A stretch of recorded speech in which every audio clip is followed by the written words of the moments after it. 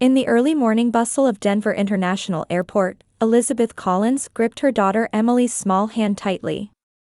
As a pediatric nurse, she was accustomed to caring for children, but seeing her 8-year-old daughter restless with excitement still brought out her maternal worries first. "Mama, is the plane coming soon? Are we really going to see Grandma?" Emily asked with the innocent enthusiasm typical of a third grader, repeating the same questions over and over. "Just a little longer, sweetheart. Daddy's taking care of check-in," Elizabeth replied with a smile.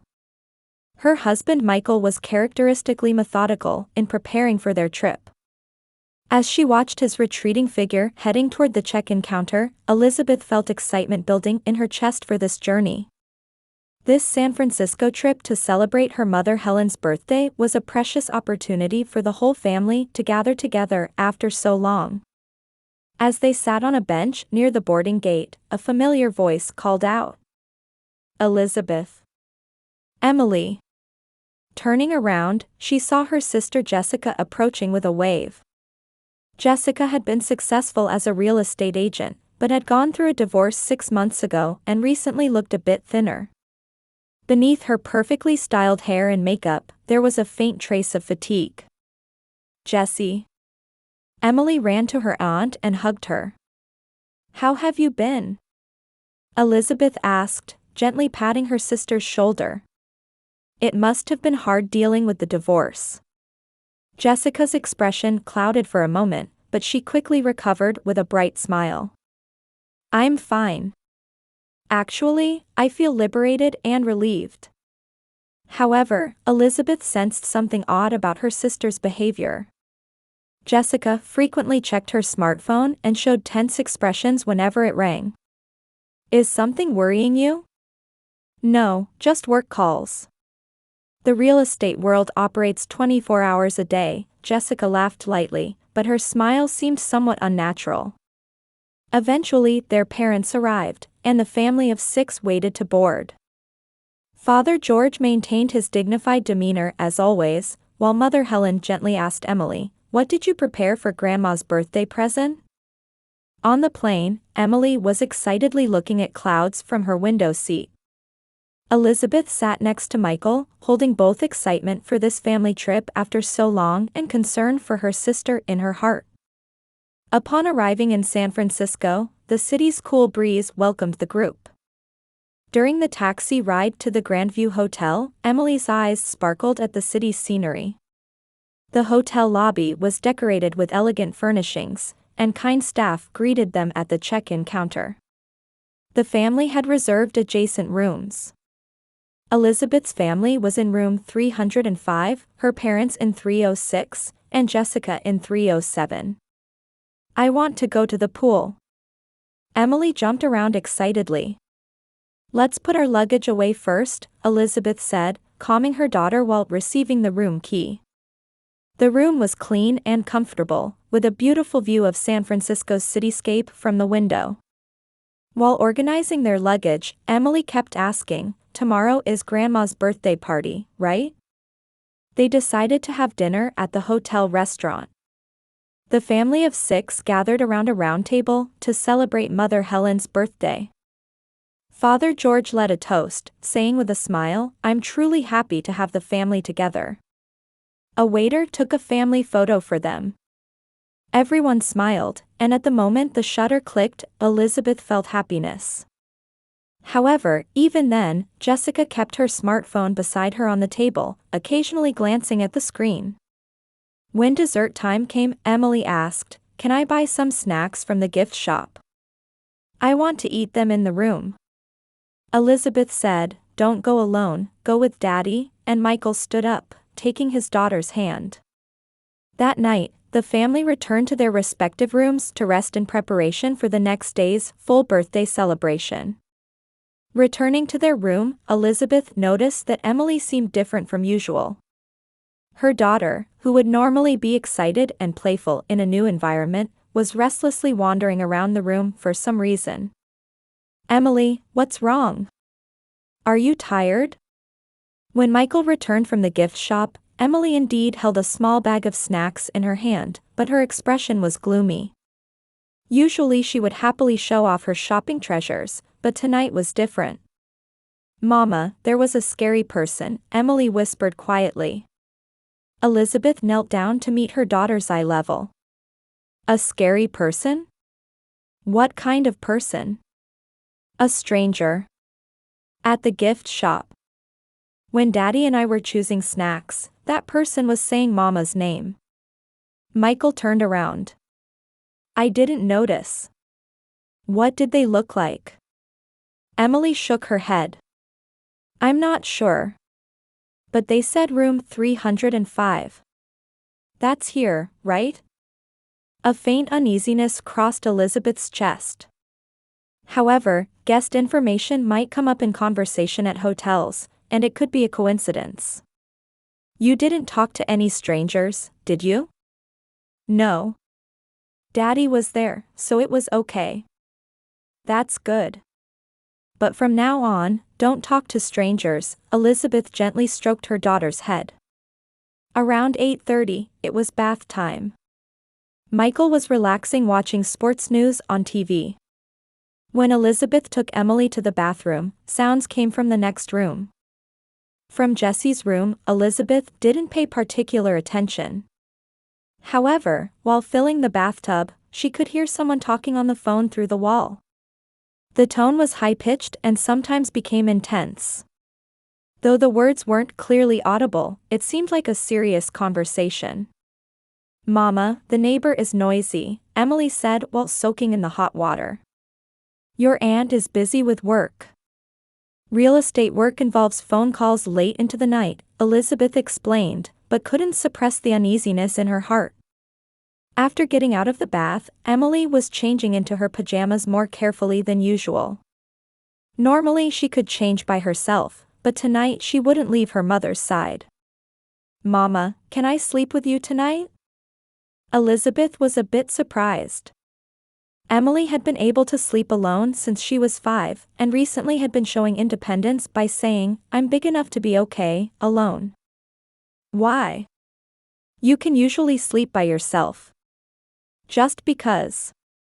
It's a trip today, so it's special, right?" There was a slight tremor in Emily's voice. Elizabeth drew her daughter close. "You're excited about the trip?" "Of course, let's sleep together." Around 9 o'clock, the phone conversation from the next room could be heard again. This time it was clearly an intense exchange like an argument. Occasionally words like "a stop" and "that's wrong" could be heard. Michael seemed to notice too, turning up the TV volume. "Jessica's having a tough time too. Maybe it's divorce aftermath." Elizabeth nodded, but couldn't shake the feeling that something else was troubling her. It seemed unusual that such intense phone exchanges were still continuing 6 months after the divorce. While Michael went to shower, Elizabeth was preparing the bed with Emily. At that moment, Emily approached the room door and began checking whether it was locked. "Did you lock it properly?" "Of course. But why are you so concerned?" Emily turned around and looked directly into her mother's eyes. "The people I heard at the gift shop earlier were strange." "How were they strange?" "They were whispering. And they said something about photos. That they were going to take photos of the person in room 305. Elizabeth's heart skipped a beat. Room 305 was definitely their room. But she couldn't understand why strangers would want to take their photos. "Did you tell Daddy?" Emily shook her head. "Daddy was focused on choosing snacks. And I couldn't hear very well." Elizabeth gently patted her daughter's shoulder. "It must have been about a different room. But if you see any strange people, tell Mama or Daddy right away." At that moment, footsteps could be heard from the hallway. Slow, careful footsteps. The footsteps stopped in front of their room, and silence continued for a while. Elizabeth and Emily held their breath and listened. Eventually, the footsteps moved away, but Emily gripped her mother's arm more tightly. "Mama, I'm scared." "It's okay. This is a hotel, so many different people are staying here. Someone probably just got lost, Elizabeth tried to reassure her daughter, but she herself was beginning to feel anxious. When Michael returned from his shower, Elizabeth quietly explained what had happened. Her husband frowned but said, "It can't be helped in a hotel. But let's make sure to keep the door locked just in case." At 10:15, they turned off the room lights. Emily snuggled close to her mother, still unable to completely relax. No more phone conversations could be heard from the next room, but occasionally there were sounds like something hitting the wall. "I wonder if Jessie is okay," Elizabeth murmured worriedly. "Let's check on her tomorrow," Michael answered. In the darkness, she could tell that Emily's breathing hadn't settled down yet. Her daughter occasionally shifted and seemed concerned about the direction of the door. Elizabeth gently stroked her daughter's back while reflecting on the day's events. Her sister's unnatural behavior, the strange conversation Emily had overheard, the footsteps in the hallway. She couldn't yet determine whether all of these were mere coincidences or had some meaning. Even after turning off the lights, Elizabeth couldn't fall completely asleep. Emily's breathing beside her wasn't the regular rhythm of deep sleep as usual, but was shallow and unstable. Michael was already snoring lightly, probably from fatigue. He was likely exhausted both physically and mentally from the long day of travel and preparing for tomorrow's mother's birthday celebration. Elizabeth closed her eyes, trying to sleep while listening to her husband's peaceful breathing. But that was the moment. Emily's small hand suddenly gripped Elizabeth's arm tightly. The grip was stronger than what would be expected from an 8-year-old child, with the desperation of a drowning person clinging to a life preserver. "Mama." Emily's voice was trembling. It wasn't the trembling from catching a cold or from being cold, but trembling from pure fear. Elizabeth tried to see her daughter's face in the darkness, but with only faint light from street lamps coming through the window, her expression wasn't clearly visible. "What's wrong, Emily? Did you have a bad dream?" Elizabeth asked quietly, being careful not to wake Michael while her concern for her daughter's unusual state grew. "Mama, under the bed, hide quickly." Emily's words were broken and her breathing was rough. Elizabeth initially thought her daughter was half asleep. The excitement of the new environment and the day's fatigue might have caused a nightmare. "It's okay, Mama's here." "It's just a dream," Elizabeth tried to hold her daughter. However, Emily gripped her mother's arm even more tightly and said in a clear voice this time, "Please, believe me. Hurry." That voice had an urgency that was far too desperate for an 8-year-old child to express. Elizabeth looked into her daughter's eyes. Even in the dim light from the street lamp, she could tell that what was reflected in Emily's pupils was real fear. This wasn't a dream or sleepwalking. At that moment, footsteps could be heard from the hallway.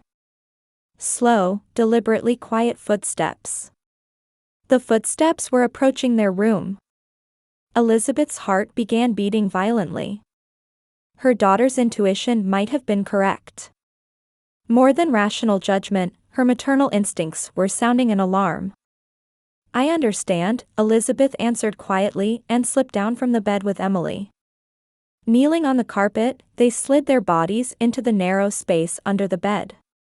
The smell of dust and old carpet filled their nostrils. Emily also hid beside her mother, and both held their breath and waited. Michael seemed to still be in the shower room, as the sound of water could be faintly heard. Elizabeth prayed for her husband's return while simultaneously worrying about him being caught up in danger. The footsteps in the hallway stopped. Right in front of their room. After several seconds of silence, the sound of a door handle being turned could be heard. Elizabeth's blood froze. She had definitely locked the door, so why was it being opened? With a metallic sound, the door opened quietly. Elizabeth became paralyzed with fear. Her heartbeat was so violent that she worried the intruders might hear it. Emily also pressed close to her mother, making her small body even smaller. Footsteps entered the room. Not just one person. At least 2 sets of footsteps could be heard. Here it is, room 305. Hurry up and take the photos. It was a low male voice. An unfamiliar voice. Elizabeth trembled while observing the feet barely visible from under the bed. She could see black leather shoes and women's brown boots. There's nobody in the bed. Another voice, a woman's voice. That voice contained irritation. That's strange. They should definitely be staying here, the man answered. Elizabeth saw the shadow of someone holding what looked like a camera moving around. Camera flash briefly illuminated the room. I can't get evidence photos like this. What are we going to do? The woman's voice became even more irritated. Calm down. We still have time. They might be hiding somewhere. The intruders began searching the room. The sounds of opening closets and pulling out drawers could be heard. Elizabeth squeezed her daughter's hand and prayed they wouldn't be discovered. Check the bathroom, the man instructed. At that moment, the shower water stopped. Michael was about to come out of the shower. The intruders seemed to notice too, becoming flustered. Someone's there. They're using the shower, the woman's voice became tense. Retreat. Hurry, the man ordered. The footsteps hurriedly headed toward the door. Then, the sound of the door closing quietly. Elizabeth and Emily still couldn't come out from under the bed. They were rigid with fear. The sound of the bathroom door opening could be heard, and Michael returned to the room. Elizabeth finally managed to crawl out from under the bed. Emily also followed her mother, trembling. Michael, Elizabeth's voice was shaking. What happened? Why are you on the floor? Her husband looked at them both with a confused expression. There were intruders. They just left. Michael's face turned pale. What did you say? Elizabeth reached for the bedside phone with trembling hands. I have to call the front desk. As she was about to pick up the phone, footsteps could be heard from the hallway again. This time it sounded like multiple people running. Were the intruders coming back, or had other guests noticed something? Emily clung to her mother's arm again. Mama, are they still here? Elizabeth hugged her daughter while dialing the front desk number. The phone was answered more quickly than expected. After receiving instructions to send security immediately and please don't leave your room, the Collins family waited in their room, trembling. Michael was quickly getting dressed while trying to understand the situation. Were there really intruders? What was stolen? I don't think anything was stolen. But they were trying to take photos, Elizabeth answered while holding her daughter on her lap. Just like Emily said. That they were going to take photos of the person in room 305. Emily had her face buried in her mother's chest, but whispered quietly, I heard it at the gift shop. I'm sure. 3 minutes later, there was a knock on the door. A uniformed security guard appeared with the voice, hotel security, followed by a middle-aged woman who appeared to be the hotel manager. We apologize for the inconvenience. Please tell us the details. Elizabeth explained the circumstances of the intrusion. The security guard examined the room and discovered that some kind of tampering had been done to the door lock. This is professional work. We'll call the police immediately, the security guard said with a serious expression. 15 minutes later, 2 police officers arrived. An older male officer and a young female officer. They carefully listened to the circumstances and began examining evidence in the room. We'd like to check with your other family members as well, the female officer said. I understand your parents are in the next room. The parents and Jessica were called to the lobby. Father George was indignant, Mother Helen was pale with worry. However, the most upset was Jessica.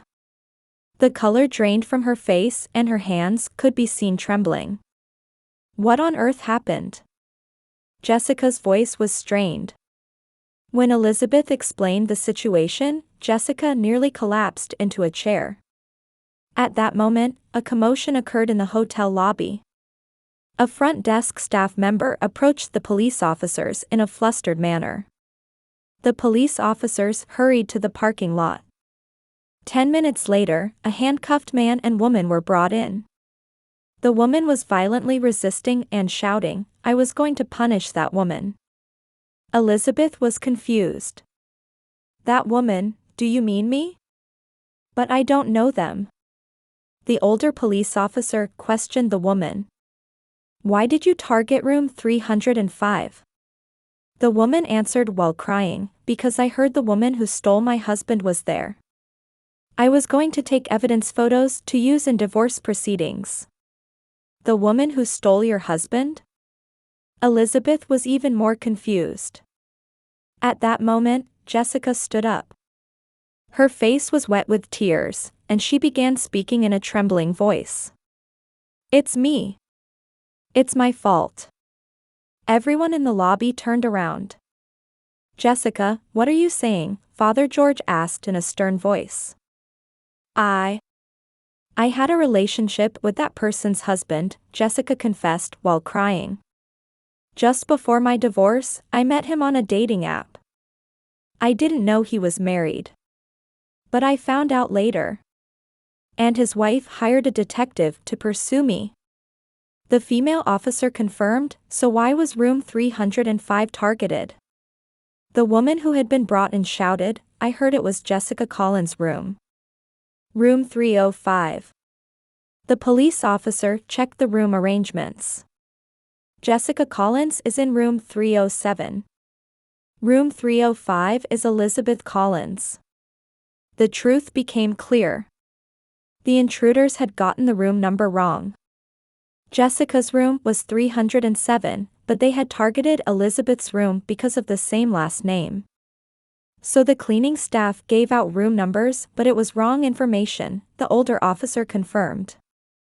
The hotel manager frantically explained, "It appears one of our cleaning staff leaked information in exchange for money. We will immediately fire them and pursue criminal charges." Jessica broke down crying in front of her family. "I'm sorry. Because of me, Elizabeth and Emily were put in danger." Elizabeth approached her sister and put her arm around her shoulder. "Jessie, it's okay. You're a victim too. But I was careless. I should have investigated more about the person I met on the app. I was stupid for not realizing he was married." Helen also came to her daughter's side. "Everyone makes mistakes. What's important is that everyone is safe." The detective was also being questioned. He had conspired with his client woman to plan the illegal entry. A suspension of his license would be inevitable. The woman was arrested for breaking and entering, and the detective would also be investigated as an accomplice. Both were led away in handcuffs in police vehicles. "My husband wasn't going to agree to the divorce. So I wanted to get evidence of the affair to proceed advantageously," the woman shouted at the end. The incident processing was completed near 2 a.m. The family returned to their respective rooms, but sleep seemed impossible now. In Elizabeth's room, Emily was still in an excited state. "Mama, thank you for believing what I said. Your intuition was right. Children sometimes notice things that adults overlook," Elizabeth hugged her daughter. Michael sat looking tired. "Jessica's having a hard time too. Getting caught up in something like this after her divorce. But we're family, so we have to support each other," Elizabeth said. "She didn't deliberately put us in danger. Rather, she's the one suffering the most." The procedures at the police station were completed at 10 a.m. the next day. The woman who broke in was formally charged with breaking and entering, and the accomplice detective would also receive license suspension and criminal penalties. The bribed cleaning staff member was immediately fired, and the hotel offered a full refund of accommodation fees along with deep apologies. Returning to the hotel lobby, the family sat in a circle. After a night of fear and confusion, it was time for calm discussion. Jessica, with swollen eyes, apologized again to her family. Because of me, Elizabeth, Emily, and even Michael were put in danger. I'm truly sorry. Father George maintained a stern expression, but his eyes showed concern for his daughter. Jessica, you didn't maliciously put the family in danger. You just should have been more careful. Papa's right, Mother Helen gently took her daughter's hand. But there's no point in blaming what's past. What's important is that everyone is safe, and what we do from now on. Elizabeth sat across from her sister and began speaking seriously. Jessie, we're family. Family means that even when someone makes a mistake, we support each other. I don't intend to blame you. Jessica looked up at her sister while wiping away tears. But Emily had such a frightening experience. At that moment, Emily got down from her grandmother's lap and stood in front of her aunt. The 8-year-old girl began speaking in a surprisingly calm voice.